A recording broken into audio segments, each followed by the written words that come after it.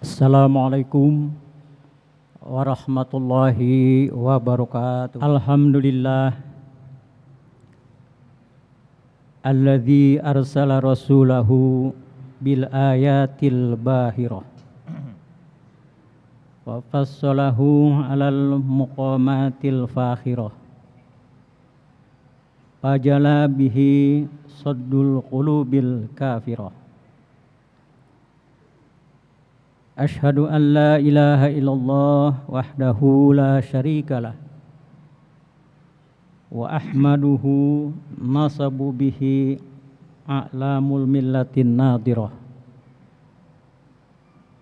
wa ashhadu anna muhammadan abduhu wa rasuluh allafa syatatil ahwa'il mutanafirah. Allahumma salli wa sallim wa barik ala Sayyidina Muhammadin wa ala alihi wa sahbihil anjumil zahirah. Amma ba'du, ya ayyuhal hadirun usikum wa nafsi bitaqwallah faqad fazal muttaqun. A'udzu billahi minasy syaithanir rajim. Bismillahirrahmanirrahim. Ya ayyuhalladzina amanu taqullaha haqqa tuqatih wa la tamutunna illa wa antum muslimun. Shadaqallahul azim. Hadirin saudara-saudaraku kaum muslimin yang dirahmati Allah. Salah satu fenomena yang menonjol pasca reformasi di Republik tercinta ini adalah maraknya pemilu, baik tingkat pusat maupun tingkat daerah. Konon tahun 2011 saja sekitar 200-an pemilu kepala daerah telah dilaksanakan. Pada tahun 2012 ini kita warga DKI Jakarta juga akan mengikuti pesta demokrasi itu, yakni memilih gubernur, wakil gubernur yang baru yang menurut KPUD DKI pelaksanaannya tanggal 11 Juli 2012. Dan pendaftaran calon dimulai awal Maret mendatang.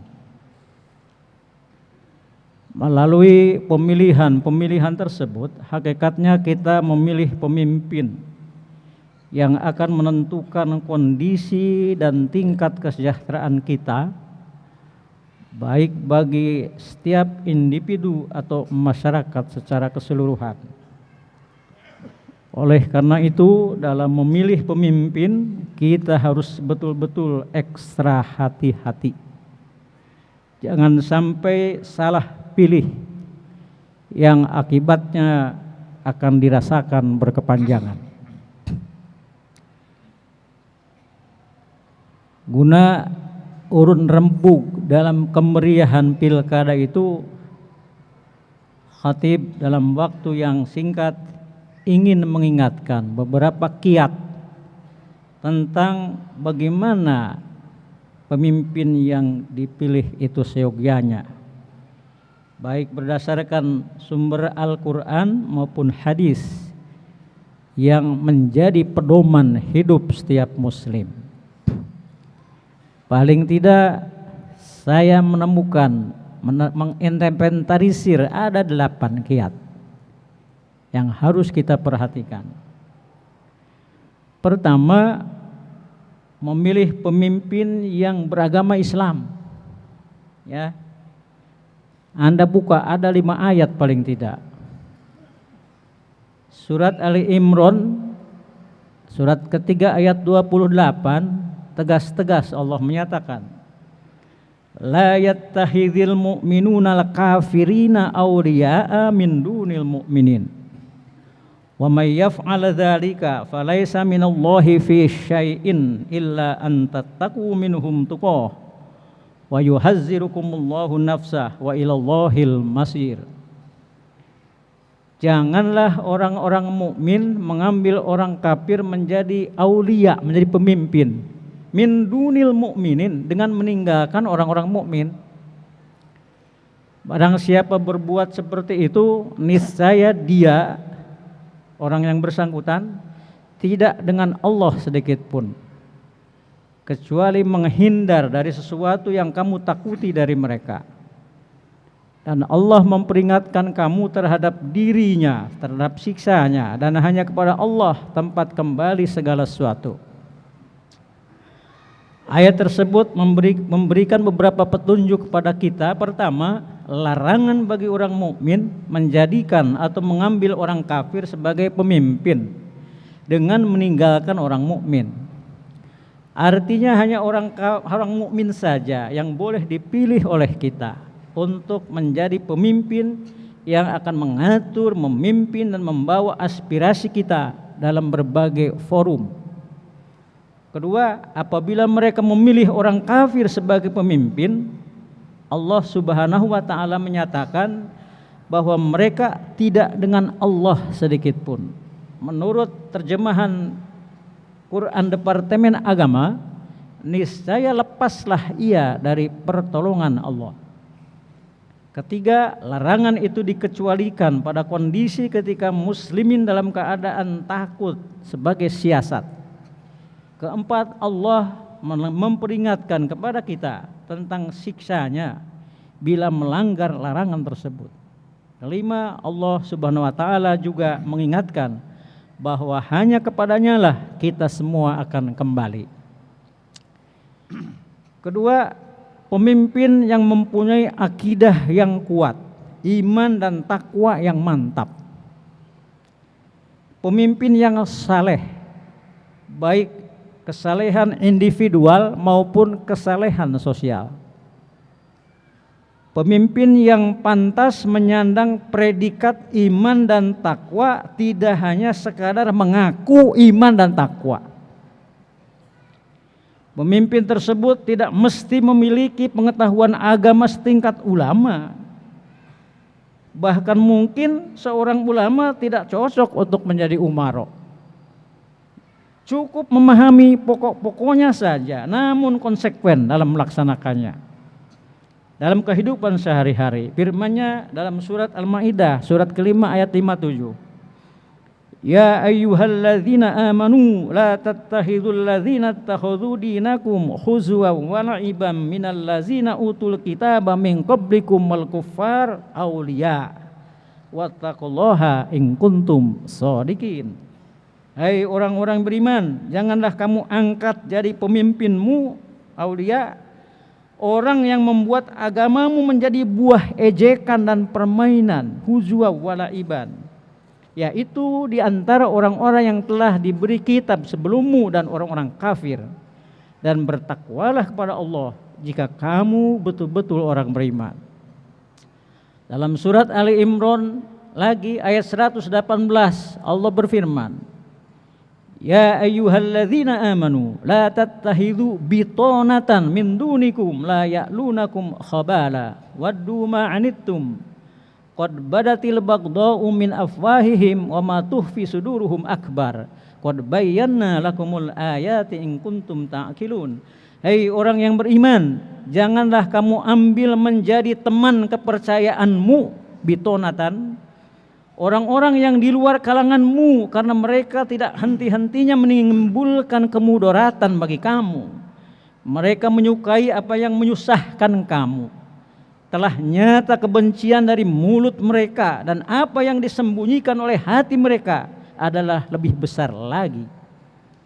Sungguh telah kami terangkan kepadamu ayat-ayat kami, kata Allah, jika kamu memahaminya. Lihat pula surat An-Nisa ayat 184 dan surat Al-Maidah 51. Hadirin sidang Jum'ah rahimakumullah. Dengan memperhatikan kelima ayat tersebut di atas, kiranya sudah sangat jelas Allah Subhanahu wa taala melarang kaum muslimin untuk menjadikan orang-orang kafir, orang-orang Yahudi, orang-orang Nasrani orang-orang yang gemar memperolok dan mempermainkan agama Islam dan umat Islam, orang-orang yang tulisan, perkataan dan perbuatan mereka acap kali menyudutkan kaum muslimin sebagai pemimpin, sebagai teman akrab yang dipercayai bitonatan, walaupun mereka berasal dari kalangan muslimin. Kita sudah banyak merasakan betapa kelompok orang-orang tersebut dalam berbagai forum selalu berusaha untuk menentang dan menggagalkan aspirasi Islam dan umat Islam, seraya mengusung kepentingan orang-orang yang tidak senang kepada Islam dengan berbagai dalih, dengan mengangkat isu-isu hak asasi manusia, kebebasan, toleransi, pembelaan terhadap minoritas dan lain-lain. Mereka sangat mendukung Ahmadiyah, anti terhadap undang-undang pornografi, anti undang-undang penodaan agama, mendukung kebebasan tanpa batas pembangunan tempat ibadah, anti perda-perda maksiat yang mengatur pelacuran dan miras, dan lain-lain. Mereka sangat vokal meneriakan hak asasi manusia. Tetapi ketika kapal Mavi Marmara yang akan memasuki Gaza guna membantu penderitaan rakyat Palestina diserbu dan diacak-acak Israel, suaranya nyaris tidak kedengaran. Menurut para pakar tafsir, orang-orang yang berperilaku demikian walaupun dia seorang muslim, tetap dia tidak boleh dipilih sebagai pemimpin. Antara lain Pak Quraish Shihab dalam tafsirnya Al-Misbah volume 2 halaman 63. Beliau menulis bahwa kufur adalah segala aktivitas yang bertentangan dengan tujuan agama. Dan dengan demikian walaupun ayat ini turun dalam konteks melarang orang-orang beriman menjadikan orang Yahudi atau Nasrani sebagai pemimpin yang diberi wewenang menangani urusan orang-orang yang beriman, tetapi larangan itu mencakup juga orang yang dinamai muslim yang melakukan aktivitas bertentangan dengan tujuan agama Islam. Larangan ini adalah karena kegiatan mereka walaupun secara lahiriah mungkin bersahabat, menolong dan membela umat Islam, tetapi hakikatnya dengan halus mereka menggunting dalam selimut. Oleh karenanya sudah sepatutnya setiap muslim waspada dan hati-hati. Karena boleh jadi muslim seperti itu ada berlindung di partai politik atau lembaga-lembaga lainnya dan menunggu-nunggu dipilih untuk menjadi pejabat publik yang pada gilirannya nanti kebijakan dan semua langkahnya akan sangat merugikan Islam dan umatnya. Kita sering menyaksikan banyak orang yang mengaku tokoh Islam tapi hobinya rantang runtung dengan orang-orang kafir, keras terhadap orang-orang Islam. Padahal Allah Subhanahu wa taala menegaskan bahwa sikap Rasulullah dan para sahabatnya itu adalah asyidda'u 'alal kuffar ruhama'u bainahum. Mereka keras terhadap orang kafir, berkasih sayang sesama mereka. Silahkan buka surat Al-Fath, surat ke-48 ayat 29. Tentu saja keras terhadap orang-orang kafir menyangkut akidah dan syariah. Sementara dalam muamalah dan berhablu minan nas, setiap muslim harus dapat mengekspresikan Islam sebagai rahmatan lil alamin. Banyak ayat mengenai hal itu.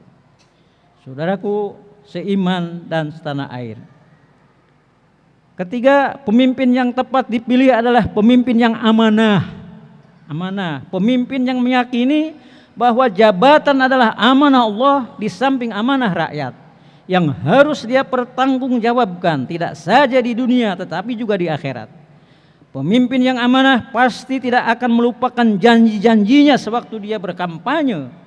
Pemimpin yang demikian akan mengerahkan segenap daya dan kemampuannya untuk mewujudkan visi dan misi yang dia canangkan, tidak sekedar slogan atau janji kosong semata.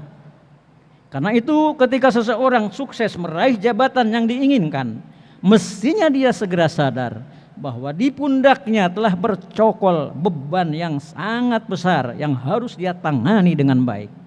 Namun sayang, sepertinya kebanyakan orang kurang peduli, yang terjadi justru berpesta pora, bahkan melakukan pawai kemenangan dan lain-lain. Oleh karena itu, orang-orang dahulu, generasi salafus sholihin umumnya menolak diangkat jadi pemimpin. Kalaupun mereka pada akhirnya menerima, maka diterimanya seperti mereka menerima musibah dengan ucapan inna lillahi wa inna ilaihi rojiun. Begitu tulis Muhammad Ridwan Yahya dalam membumikan kepemimpinan langit. Rasulullah SAW bersabda dalam hadisnya yang terkenal, kullukum ra'in wa mas'ulun an ra'iyatihi fal imamu ra'in wa huwa mas'ulun an ra'iyatihi. Setiap kalian adalah pemimpin dan akan dimintai pertanggungjawaban tentang kepemimpinannya. Wal imamu ra'in, penguasa jelas pemimpin yang pasti akan dimintai pertanggungjawabannya. Berikutnya, pemimpin yang adil dan jujur. Pemimpin yang konsekuen menjunjung panji-panji keadilan, memberantas kejahatan, menegakkan law enforcement dengan tidak pandang bulu atau tebang pilih. Hatta yang bersalah adalah keluarga atau kroninya sendiri. Firman-Nya dalam surat An-Nisa surat 4:135. Ya ayyuhalladzina amanu kunu qawwamina bil qisti syuhada'a lillah walau ala anfusikum awil walidaini wal akrobin. Wahai orang-orang beriman, jadilah kamu orang yang benar-benar penegak keadilan, qawwamina bil qisti, menjadi saksi karena Allah, biarpun terhadap dirimu sendiri atau ibu bapak dan kaum kerabatmu. Subhanallah, qawwamina bil qisti, penegak keadilan, bukan hanya adil tapi penegak keadilan. Rasulullah bersabda, innama ahlakal lazina qablakum annahum kanu idza saraqa fihim asy-syarif tarakuhu wa idza saraqa fihim ad-dha'if aqamu alaihil hadda law kanat Fatimatu binti sarqat laqata'tu yadaha. Ini terkenal sekali, hadis muttafaqun alaih. Sesungguhnya telah binasa, kata Rasulullah, orang-orang sebelum kamu dikarenakan mereka apabila ada yang mencuri orang atasan, mereka biarkan. Tetapi apabila yang mencuri orang rendahan, nyuri sandal misalnya, mereka mengambil tindakan tegas.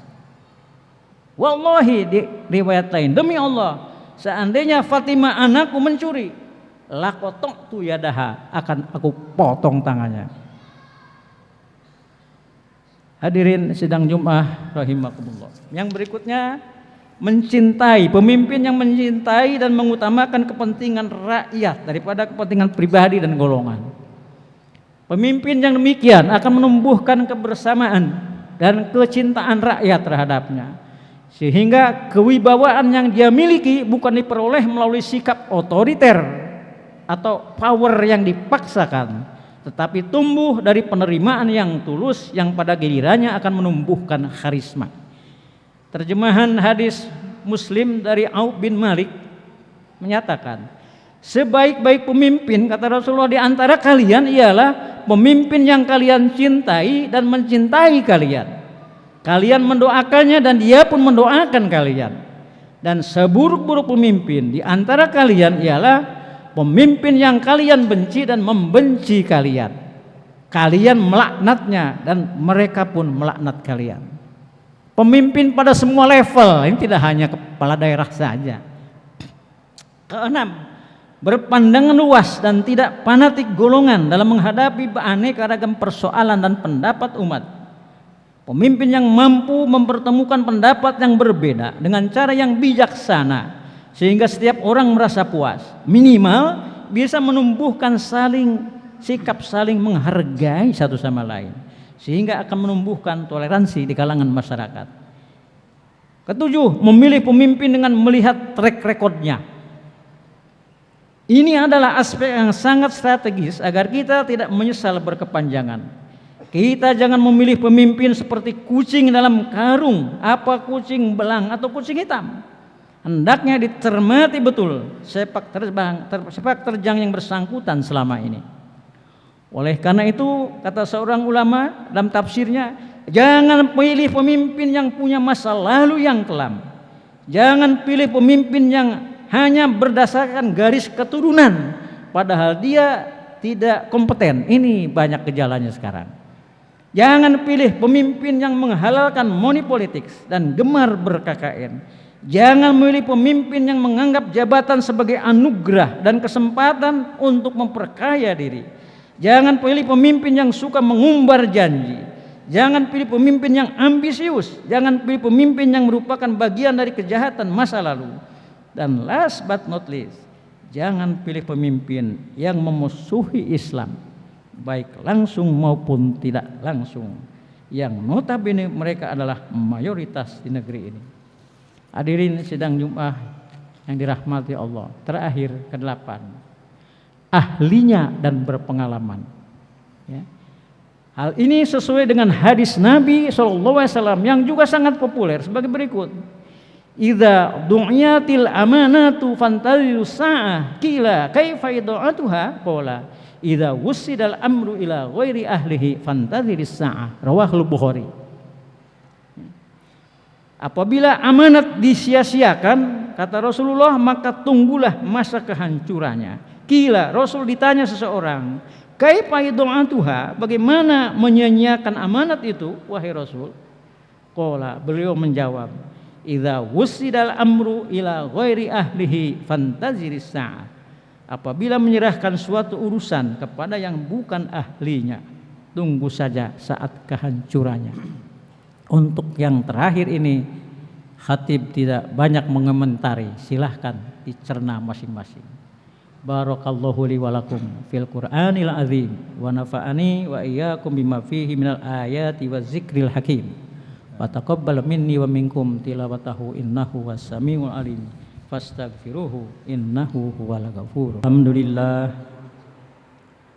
Alhamdulillahi bari'il umam bari'in nasam. Asyhadu an la ilaha illallah wahdahu la syarika lah dzul judi wal karam. Wa asyhadu anna Muhammadan abduhu wa rasuluhu wa habibuhu wa khalil. Allahumma salli ala Muhammadin wa ala ali wa sahbi ajma'in wa sallim tasliman katsira. Amma ba'du, fa ya ayyuhal hadirun ittaqullah innallaha yuhibbul muttaqin. Faqala azza min qail innallaha wa malaikatahu yusalluna 'alan nabi ya ayyuhalladzina amanu sallu 'alaihi wa sallimu taslima. Allahumma salli ala Muhammadin, Allahumma salli ala malaikatikal muqarrabin wa ala ahli ta'atika ajma'in bi rahmatika ya arhamar rahimin. Amin ya Allah ya rabbal alamin. Allahumma ighfir lil mu'minin wal mu'minat wal muslimin wal muslimat al ahya'i minhum wal amwat innaka sami'un qaribun mujibud da'wat wa ya qadiyal hajat. Allahumma ayyidil islam wal muslimin wanshur asyakirahu ila yaumiddin wa wassi' ala ibadikal muqillin min ummati Muhammadin ajma'in. Allahumma aslih lana dinana alladhi huwa ismatu amrina wa aslih lana dunyana allati fiha ma'ashuna wa aslih lana akhiratana allati ilaiha ma'aduna. Allahumma jalil hayata ziyadatan lana fi kulli khair waj'alil mauta rahatan lana min kulli syarrin. Allahumma rabbana taqabbal minna innaka antas sami'ul alim wa tub alaina innaka antat tawwabur rahim. Rabbana zalamna anfusana wa illam taghfir lana wa tarhamna lanakunanna minal khasirin. Rabbana hab lana min azwajina wa dzurriyyatina qurrata a'yun waj'alna lil muttaqina imama. Rabbana atina fid dunya hasanah wa fil akhirati hasanah wa qina azabannar. Rabbana la tuzigh qulubana ba'da idh hadaitana wa hab lana min ladunka rahmatan innaka antal wahhab. Subhana rabbika rabbil izzati amma yasifun wa salamun alal mursalin walhamdulillahi rabbil alamin. Ibadallah, innallaha ya'muru bil adli wal ihsan wa ita'izil qurba wa yanha 'anil fahsya wal munkar wal baghi ya'izukum la'allakum tadhakkarun wa la dzikrullahi akbar.